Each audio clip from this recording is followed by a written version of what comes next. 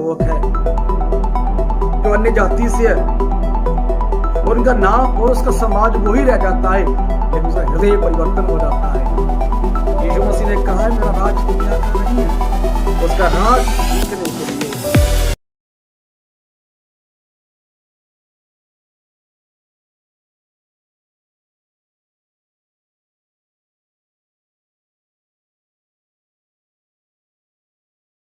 Lord James की प्रभु का धन्यवाद। प्रभु ने आज फिर हमें दया बख्शी कि उसके महान और पवित्र कलाम में से सीखें। सो आज हम देखेंगे परमेश्वर का राज्य, प्रभु की महान वाणी से देखेंगे।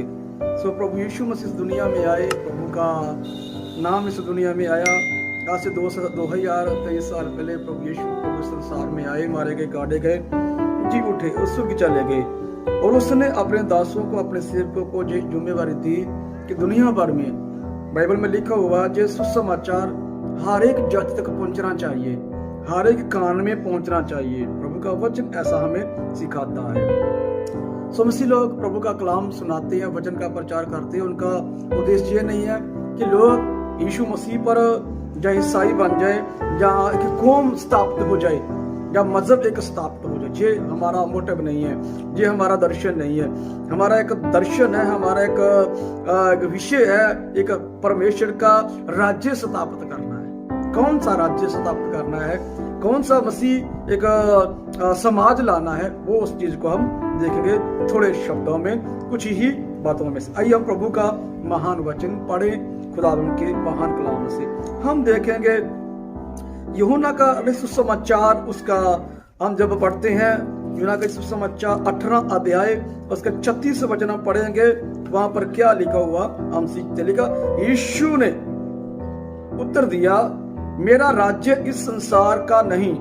यदि मेरा राज्य इस संसार का होता तो मेरे सेवक लड़ते कि मैं यहूदियों के हाथ सौंपा न जाता, परंतु मेरा राज यहाँ का नहीं है। 22 कार्ड पढ़े गए वचन पर प्रभु आशीष दे। खुदावंद कलाम है।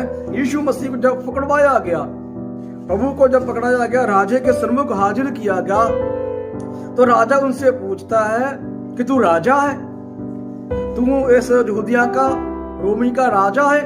तो यीशु मसीह ने कहा कि मैं राजा हूं, मेरा राज इस संसार का नहीं है। मैं छोटे शब्दों में, मोटे शब्दों में कहूं, जो सिर्फ हमारा मेहनत थोड़े शब्दों में खत्म करना होता है। यीशु मसीह ने उनसे कहा कि मेरा राज इस संसार, इस दुनिया का नहीं है। यदि मेरा राज इस दुनिया का होता तो मेरे सेवक लड़ते। जहां तक हो गया कि यीशु मसीह को जब पकड़वाया जा रहा था और गसमरी में प्रार्थना कर रहे थे, तो पतरस ने एक व्यक्ति का कान काट दिया था। यीशु मसीह ने वहां भी इसका कान फिर ठीक कर दिया। तो कहा है, जो तलवारों से जीतते हैं वह तलवारों से ही मारे जाएंगे। यद्यपि वहां पतरस तलवार चलाने लगा था, पतरस को मना किया यीशु मसीह ने कि ऐसा काम नहीं करना, हमारा काम ये नहीं है, हमारा काम युद्ध करना नहीं, हमारा काम लड़ाई करना नहीं है। बल्कि उसने कहा कि जो तलवारों से जीतते हैं वह तलवारों से ही काटे जाएंगे, तलवारों से ही मारे जाएंगे। यीशु मसीह को पकड़कर ले आया राजे के पास। राजे से कहा गया प्रभु ने कि मेरा राज इस संसार का, इस दुनिया का नहीं है। कहां का यीशु मसीह का राज? फिर मैं और आप क्यों क्रिश्चियन कौम पर इल्जाम लगाते हैं कि ये पैसा देते हैं, ये समाज खड़ा कर रहे हैं, ये ईसाई बनाई जा रहे हैं, ये एक मसीह धर्म खड़ा करी जा रहे हैं? क्यों मैं और आप क्रिश्चियन कौम पर इल्जाम लगाते हैं? क्यों मसीहत पर इल्जाम लगाते हैं? ये पैसा देते, ये पैसा लेते हैं। गांव का गांव पूरे का पूरा ईसाई बन गया, पूरे का पूरा शहर ईसाई बन गया, लाखों लोग ईसाई को स्वीकार कर लिया। क्यों कहते हैं हम? यद्यपि वह कह रहा है कि मेरा राज इस दुनिया का नहीं है, मेरा राज समाज का नहीं है। आज भी बहुत से लोग उसका समाज सीखने के लिए आपको बाइबल पढ़ने की जरूरत है, आपको वचन पढ़ने की जरूरत है। यीशु मसीह ने कहा मेरा राज इस दुनिया का नहीं है। कहां उसका राज है? कहां उसका राज है? कहां उसका समाज है?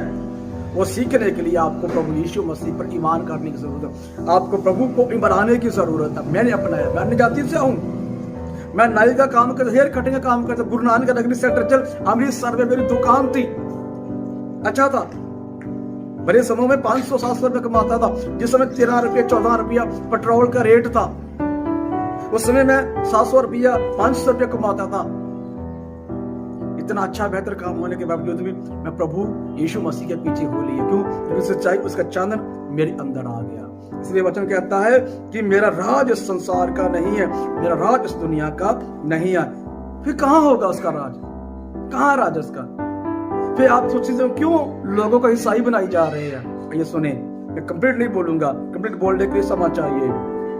लूका का सुसमाचार उसका 17 अध्याय उसका 20 वचन में लिखा है, जब फरीसियों ने उससे पूछा कि परमेश्वर का राज कब आएगा, तो उसने उनको उत्तर दिया, परमेश्वर का राज दृष्टि रूप में नहीं आता, और लोग जे ना कहेंगे देखो यहाँ है जहां वहां है, क्योंकि देखो परमेश्वर का राज तुम्हारे बीच में है। Praise God. यहां पर लिखा हुआ कि दुश्मन लोगों ने, जब दूसरे लोगों ने पूछा कि परमेश्वर का राज कहां आएगा, पंजाब में, भारत में, इस्राएल में या गुरु के देश में कहां होगा परमेश्वर का राज? परमेश्वर का राज्य कहां है? कौन से स्थान पर है? कौन सी जगह पर है?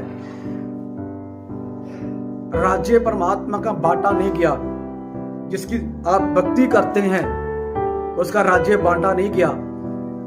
मैं इस राज्य की बात कर जहां जो लिखा हुआ है, यीशु मसीह ने कहा कि परमेश्वर का राज जो है दृष्टि रूप में दिखने वाला राज्य उसका नहीं है। हमारी आंख राज नहीं देख सकती उसका। जो उसका राज्य है, जो उसका समाज है, हमारी आंख नहीं देख सकती। हमारे वो राज्य आंख नहीं देख सकती। उसको देखने के लिए हमें स्पिरिचुअल बनना पड़ेगा। यीशु मसीह मारा गया, गाड़ा गया, जी उठाए वो समाज को देखने के लिए, उस राज को देखने। परमेश्वर का राज दृष्टि रूप में नहीं है, परमेश्वर का राज आत्मिक परमेश्वर का राज है। उसका राज आत्मिक है। इसलिए मुझे और आपको आत्मिक बनने की जरूरत है। बाइबल कहता है उसका राज्य दृष्टि रूप में नहीं है, उसका राज आंख हमारी आंख नहीं देखती। ये कभी ना कहने पाए आप कि मसीह राज्य से प्राप्त करी जा रही है, मसीह को बढ़ती जा रही है, मसीह को अपनी उधार का मारे पैर रहा, उधार बढ़ रहा है, उधार का कार्य बढ़ रहा है। यीशु मसीह के ईमान पर लोग बढ़ रहे हैं। इसलिए प्रभु का राज्य कभी नहीं दृष्टि रूप में आता, आत्मिक रूप में है, आत्मिक शारीरिक रूप में नहीं है। जब यीशु मसीह ने कहा है कि जो मुझ पर ईमान कर लेते हैं वो अलग हो जाते हैं। यीशु मसीह यूहन्ना के सुसमाचार क्या कहा हुआ है कि मैं संसार का नहीं हूं, तुम भी संसार के नहीं हो, इसलिए लोग तुमसे वैर रखते हैं, क्योंकि तुमसे पहले उन्होंने मुझसे वैर किया है। यीशु मसीह ने कहा है। इसलिए यीशु मसीह ने कहा है अपनी जुबान से कि तुमसे पहले मुझसे विरोध किया हुआ है। मैं और आप प्रभु का ईमान करें, उसका राज्य विश्वास करें। दृष्टि रूप में नहीं है, संसारिक रूप में नहीं है, हम उसका राज्य अंदृष्टि रूप में है। तो पौलुस कहता है हम देखी वस्तुओं पर विश्वास नहीं करते, हम देखी वस्तुओं पर विश्वास करते हैं। इसलिए मुझे और आपको अनदेखी वस्तु पर ईमान करने की जरूरत है। मुझे समझ आ गया, आपको समझ आना चाहिए। उसकी उपस्थिति परमेश्वर का राज्य दिखाती है, उसकी हजूरी परमेश्वर का राज्य बताती है। उसकी उपस्थिति परमेश्वर का राज्य कहाँ लगेगा, स्वर्ग कहाँ लगेगा, कैसा डेंजर होगा, उसकी उपस्थिति हमें सिखाती है और समझाती है।